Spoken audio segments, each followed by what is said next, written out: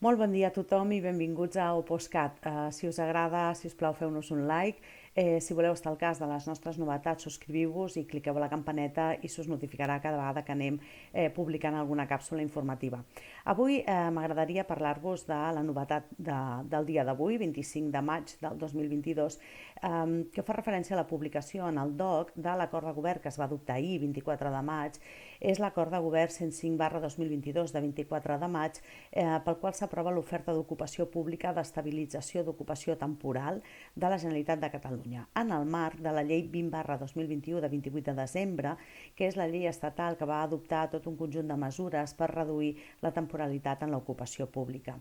En aquesta oferta d'ocupació pública de la qual parlem avui, s'han ofertat un total de 39.209 places. Aquestes 39.000 i escaig places estan repartides entre cossos generals i cossos especials, docents, en l'àmbit de Mossos d'Esquadra, etc. I també cal destacar que pel que fa al personal de l'Institut Català de la Salut, aquest acord de govern habilita l'ICS per tal que el propi ICS publiqui la seva oferta d'ocupació pública abans de l'1 de juny d'aquest any 2022. Per tant, aquesta oferta encara està pendent i caldrà veure, doncs, en breu s'ha de publicar. Pel que fa a aquestes ofertes, com sabeu, es reparteixen en dos grans àmbits. Per una banda hi ha les places, i insisteixo, places, no persones, que han estat ocupades temporalment durant més de 5 anys. Aquestes places s'oferten i es convocarà un concurs com a sistema extraordinari, un concurs, simplement valoració de mèrits. I d'altra banda hi hauria un segon joc de places que estaria formada per aquelles que han estat ocupades temporalment durant més de 3 anys, i sempre amb el topall dels 5 anys. Per aquestes places es convocarà un concurs oposició també extraordinari, un concurs oposició d'estabilització, en el qual s'apunta que la fase d'oposició no tindria caràcter eliminatori. Per tant, s'ha publicat l'oferta, que s'havia de publicar abans de l'1 de juny del 2022.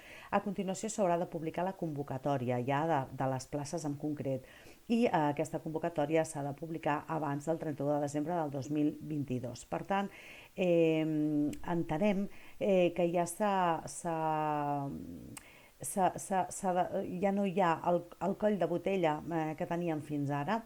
Ja s'han delimitat quines són les places que es troben en cadascuna de les situacions i, per tant, Funció Pública ja queda alliberada de tots els esforços que ha dedicat fins a aquests moments per poder delimitar les places que havien de ser objecte d'aquesta oferta. Amb això el que volem dir és que hem d'estar al cas, perquè ara els moviments ja poden ser més constants al llarg del temps, perquè ja no tenim aquest embut que teníem fins ara.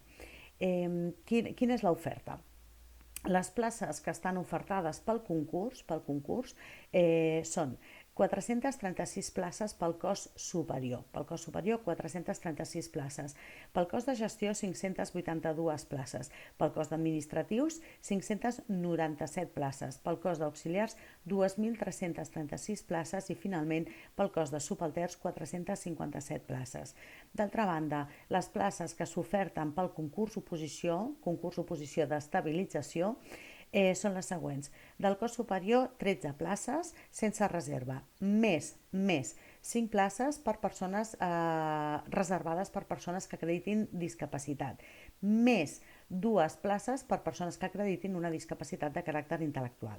Pel que fa al cos de gestió, 111 places sense reserva, més 48 places reservades a persones que acreditin una discapacitat, més 17 places reservades a persones que acreditin una discapacitat de caràcter intel·lectual.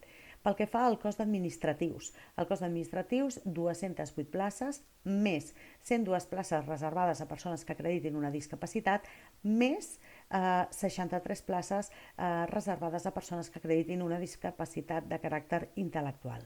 Pel cos d'auxiliars, finalment, pel cos d'auxiliars de la Generalitat, 299 places, més 150 places reservades a persones que acreditin una discapacitat, més 96 places reservades a persones que acreditin una discapacitat intel·lectual. Esperem que aquesta informació sigui d'utilitat. Moltíssimes gràcies per la vostra atenció i fins a la propera càpsula. Bon dia!